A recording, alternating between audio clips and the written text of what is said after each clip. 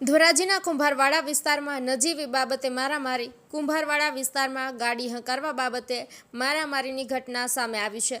25 થી 30 વ્યક્તિઓ 2 વ્યક્તિને મારવામાં આવ્યો હોય તેવા આક્ષેપો કરાયા છે, તો સામેના પક્ષે પણ 3 વ્યક્તિઓ મારતા હોવાના આક્ષેપો કરવામાં આવ્યા છે. સામસામે મારામારી થતાં પોલીસે તપાસ હાથ ધરી છે.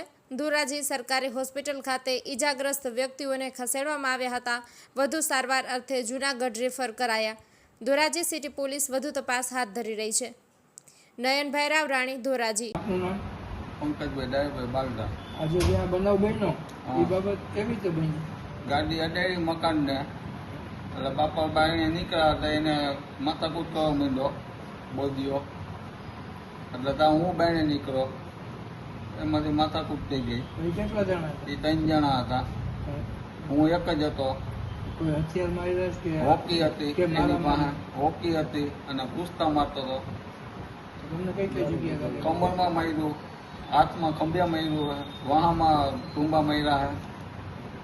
પછી એ 3 જણા એ ન્યા જતા પછી અમારા દોસ્તાર આવ્યા અને લઈને વહી આવ્યા મને સરકારી દવાખાને.